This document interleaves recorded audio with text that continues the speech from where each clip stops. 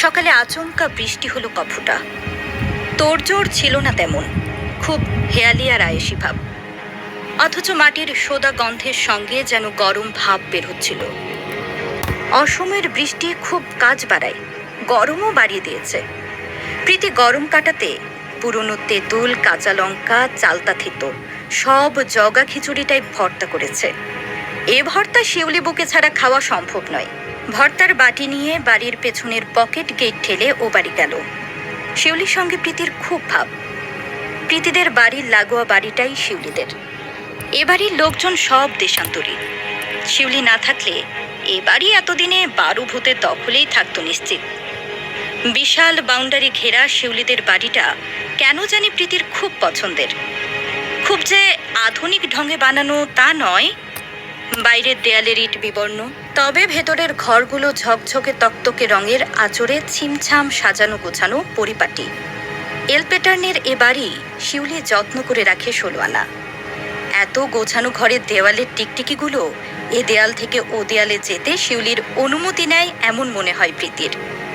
তবে পেছনের গেটটা সমস্যায় জর্জরিত।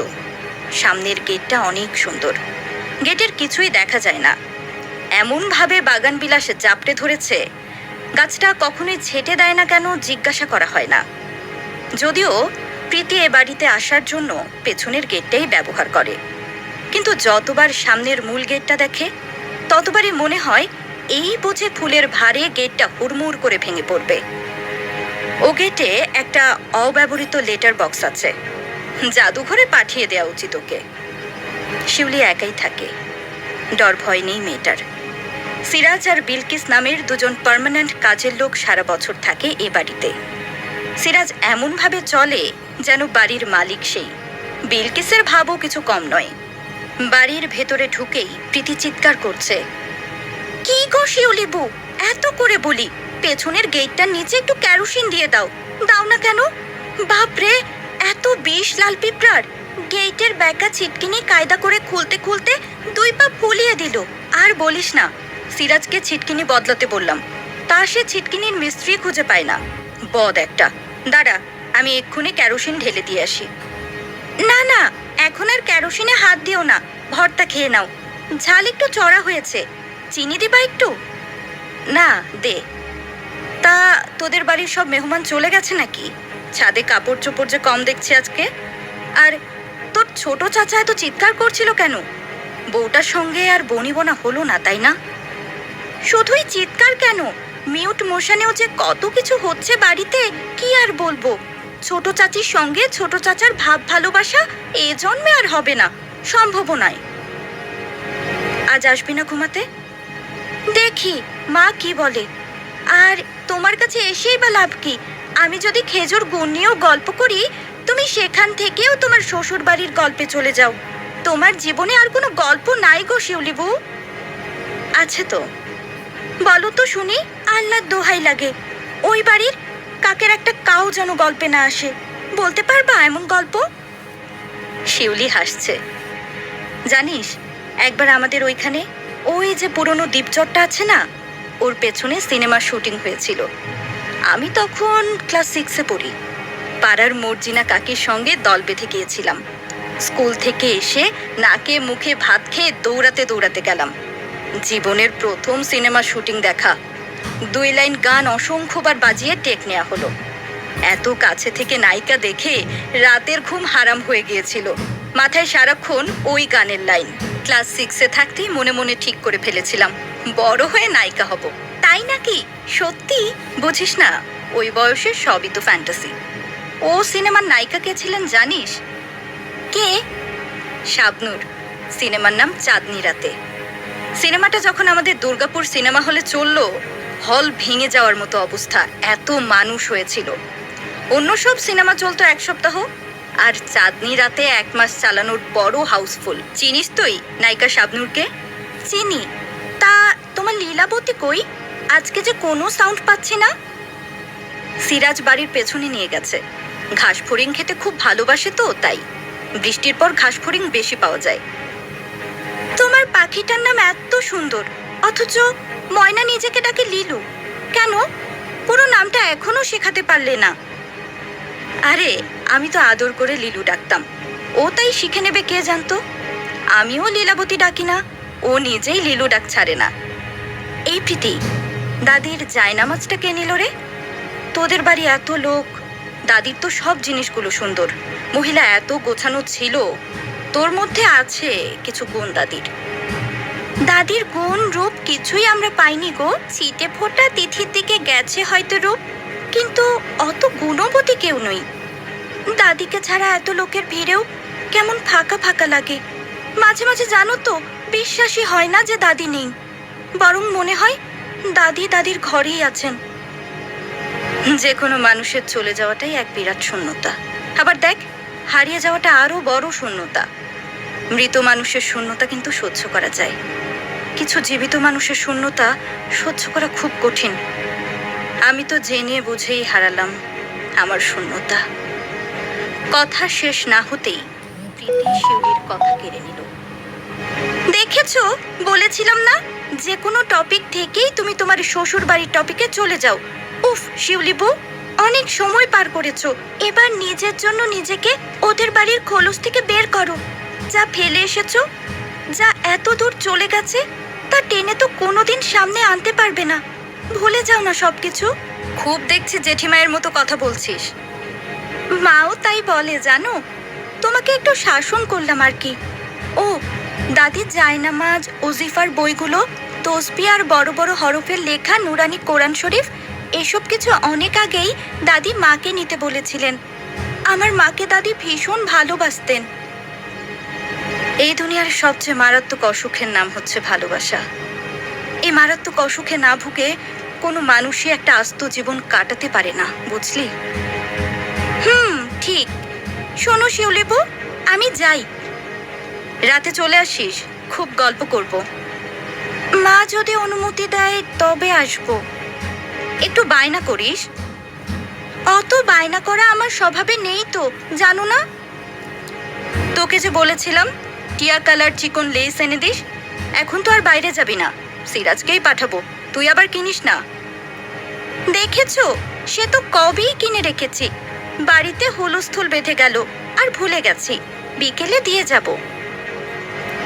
প্রীতি চলে যাওয়ার পর শিউলি পুরো বাড়িতে একা।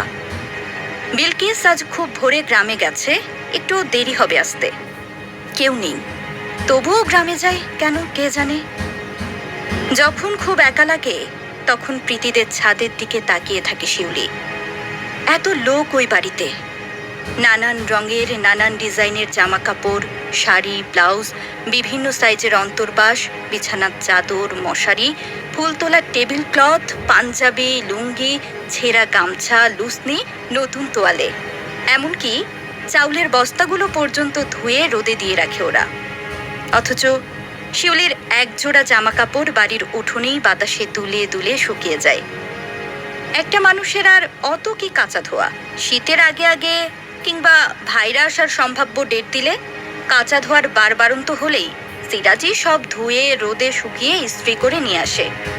শিউলি গোছানো আলমারিতে যেটা যেখানে ছিল আবার সেখানেই রাখে। রাত যায়, দিন আসে, বছর ঘোরে, পৃথিবীর ঋতু বদলে কত মতিভ্রম হয়, অথচ শিউলির জীবন একই রকম। স্বামী সংসার ছেড়ে চলে আসার পর প্রথম কদিন নিঃশ্বাস নিতেও কষ্ট হতো, যেন এক্ষুনি মরে যাবে। আস্তে আস্তে সবই গা সওয়া হয়ে গেল। শুধু পুরনো মুহূর্তগুলো, পুরনো মানুষগুলোর ছোট ছোট গল্পেরা শিউলির জীবন খাতার অনেকখানি জুড়ে বসে রইল। লোকে তো বলবেই ভুলে যেতে, কিন্তু কিছু কিছু ঘটনা বুঝে দাঁড়ি কমা সহ জীবন খাতায় এমনভাবে লেপ্টে থাকে, চাইলেও ভোলার সাধ্য ভুল করেও হয় না। মানুষ তাই নিজের ভেতরের একান্ত দুর্বিসহ দীর্ঘশ্বাসগুলো গিলে ছোট ছোট নিঃশ্বাস নিয়ে আবারও বাঁচতে হয়, কারণ জীবনের মায়ায় আফিম নেশা যে। ও লিলু, লিলু, ভাত খাইছো? বলেই খিলখিল করে হেসে উঠল শিউলির পোষা ময়না পাখি লীলাবতী। সিরাজ খাঁচা শুদ্ধ বাড়ির পেছনের ঘাসের উপর প্রায়ই নিয়ে যায় ওকে। লীলাবতী যতক্ষণ বাড়িতে না থাকে বাড়িটা যেন আরও ভূতের বাড়ি। মেইন গেট দিয়ে ঢুকে যেই বারান্দার গ্রিলে শব্দ করবে, সঙ্গে সঙ্গে লীলাবতী একদম শিউলির কণ্ঠে জেরা করবে, কে কে আসছে? মাঝে মাঝে লীলাবতীকে নদীতেও নিয়ে যায় সিরাজ। শিউলি অবশ্য লীলাবতীকে নদীতে গোসল করতে দিতে চায় না। ঠান্ডা লেগে জ্বর হলে ময়না পাখি আর বাঁচে না। সিরাজ বুঝ দেয়, এই ময়নার বাড়ি গারো পাহাড়ে, ও তো সারা জীবন সোমেশ্বরী নদীতেই গোসল করছে, ওর অভ্যাস আছে। কে যায় তর্ক করতে? তাই মাঝে মাঝে স্বাধীনতা ভোগ করে লীলাবতী। সন্ধ্যার মুখে সূর্য তার ব্যাগপত্র গুছিয়ে অন্য পাড়ায় যাব করছে, ঠিক তখনই ঘটল সেই ঘটনাটা। সারাদিন তো সিরাজ ভালোই ছিল, এমনকি গত এক সপ্তাহে শিউলির সঙ্গে কথা কাটাকাটি বা বনিবনার হেরফেরও তো হয়নি। অথচ পেটে পেটে এত কিছু ছিল ছেলেটার। বয়স কত হবে? মেরে কেটে 19 ধরলাম। পড়াশোনার পাঠ চুকিয়েছে সেই 8ম শ্রেণীর বার্ষিক পরীক্ষার দুখানা বাংলা পরীক্ষায় বসে। তারপর বাউন্ডুলেপোনা করতে করতে এ বাড়িতে কাজ করতে এলো। স্বভাব চরিত্রের দোষ কোনোদিনই চোখে পড়েনি। একটু যা কথা বলার পাতিক, সে তো থাকবেই। বাড়িতে লোকজন নেই, কথা না বললে তো শেষে কথা বলাই ভুলে যেতে হবে। সবাই কি আর শিউলির মতো মৌনব্রত স্বভাবের? বিলকিসি খবরটা প্রথম এসে জানালো, সিরাজ নাকি ম্যাট্রিক পাশ করা একটা মেয়েকে নিয়ে পালিয়েছে। গভীর প্রেম ছিল, মোবাইলে সুবিধা করতে পারেনি বলে চিঠি চালাচালি হতো খুব। তা এতদিন এসব কথা একবারও তো মুখে এলো না তোর? বিলকিস মাথা নিচু করে বলল, সিরাজ যা খুব শাসাই ছিল, যদি আপনার কানে এই কথা তুলি তাইলে আস্ত রাখতো না আমারে। গুণটা না এটা, চোখ মুখ দেখেন না কেমন করতে থাকে, ডর করে। ভালো, খুব ভালো। তা বিয়ে শাদী করে পালিয়েছে নাকি এমনি নিয়ে ভেগেছে? 1 মাস আগে মনে হয় কুট ম্যারেজ করছিন, তয় সত্য কিনা জানি না, ওরা খবর পাইছিলাম। ওরা খবর, স্থায়ী খবর সবই তোরা পাস, আমার কাছে তো আসে না। আফা, আপনি তো বাড়ির বাইরে যান না। আর প্রীতি আপাও মেলাদিন কলেজ কামাই করছে হ্যার দাদির অসুখের সময়, নইলে আপনার কানেও আইতো সিরাজের বিয়ার কথা। ছেলেটা বাজার সদাই এত গুছিয়ে করতো, এখন তো আমাদের একটু অসুবিধা হবে। ও আফা, তুমি আরে কামে রাখেন, খুব নরম আর শান্ত স্বভাব, বাপ মা কেউ নাই, আদরের কাঙ্গাল স্যারাডা। ভালো কথা বলেছিস তো। ওনা কোন দারোগার বাসায় থাকে শুনেছিলাম। কবেই তো আইয়া পড়ছে, থানার মোড়ে চা স্টল দিব, কিন্তু ক্যাশ টাকা লাগে না, কথাবার্তা চলতেছে বলে। অহন কেডা জানে কি হইল। তোর কথার আগামাথা বুঝি না। দুদুমিয়া চা স্টল নিলে আর কাজ করবে কিভাবে? করবো আফা, হতালো বইন রেখারে বিয়া দিয়া জমানি টাকা পয়সা সব শেষ করছে, হাতের পুঁজি বাড়াইয়া পরে তো চা স্টল। আচ্ছা, খবর দিস, বাড়িতে একটা ছেলে মানুষ না থাকলে সব কাজেই অসুবিধা। তুই আমি কি আর পারবো বাইরের কাজগুলো দৌড়চাপ করে করতে? তা সিরাজ যে গেল, টাকা পয়সার জোর কেমন ছিল ওর কে জানে। বিয়ে শাদী সংসার এইসব কি আর পুতুল খেলা নাকি সিনেমায় দেখা সিন? আফা, ওই স্যারের মেলা টাকা, আস্তা সুদখোর একটা। ধানি শিরা ওর খালার কাছে 2 না টাকা ধানের উপরে সুদে লাগাইয়া থুইছিল। তাই নাকি? তুই তো দেখছি সিরাজের সব গোপন কথা জানিস। জানি না, গপ্পে গপ্পে যা কইতো তাই শুনছি, হাসা মিসা আল্লাহ কইতে পারবো। সিরাজ কিন্তু বুদ্ধিমান ছেলে। হ, শয়তান না বুদ্ধি, কেমন বাটপারের বাটপার চিন্তা করছেন। তুই একটা 8 পাস সেরা আর ভাগাইয়া নিছস ম্যাট্রিক পাস, যে 2 দিন পরে কলেজে পাও দিব এমন সেরি। কামটা কি করছস বদমাইশ? সেরির বাপমার বুকটা সেল মারছে। ওর ভালো হইবনি, অত শিক্ষিত বড় লোক, আবার সুন্দরীও সেরি।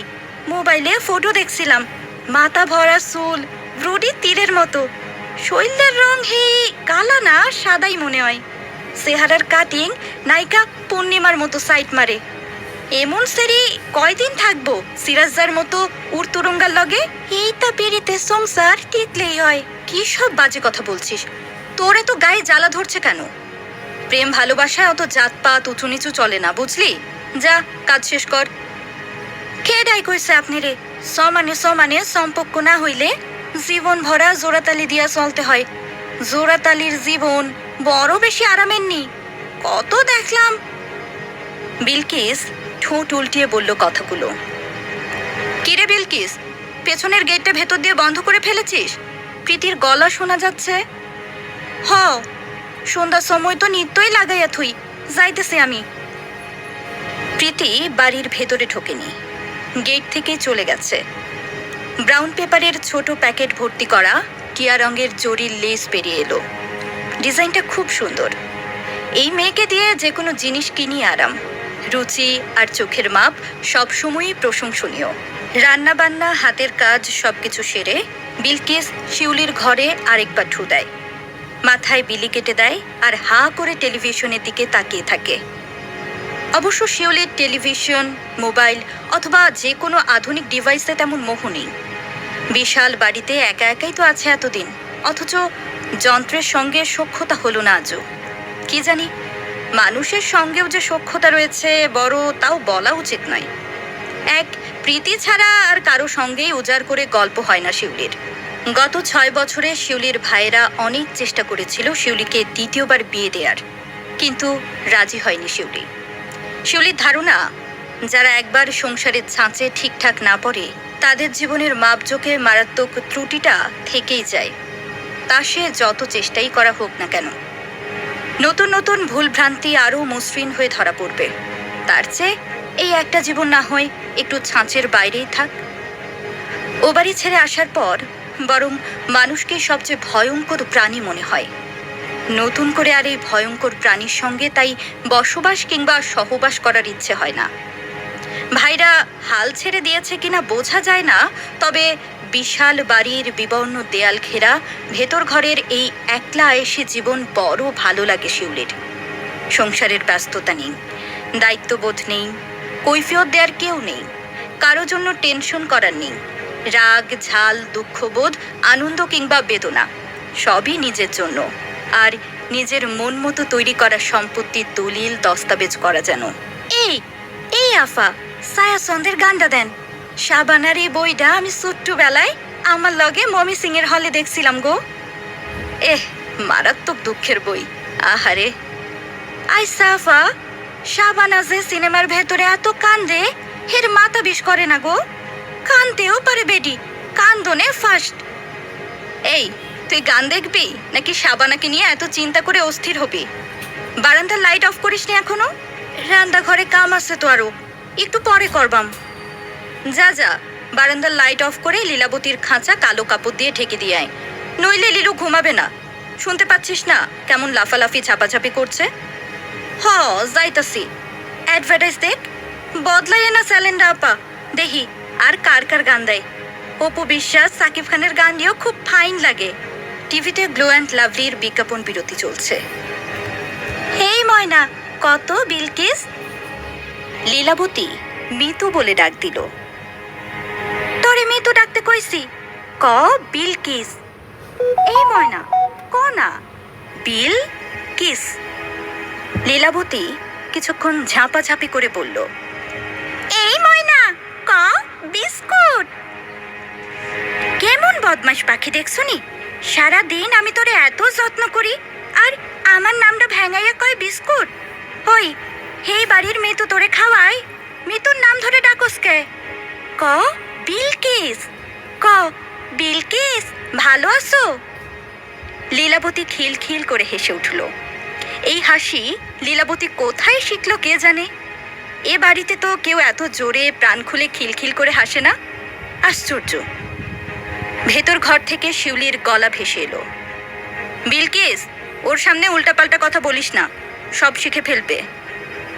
শেষ হলো অধ্যায় 2।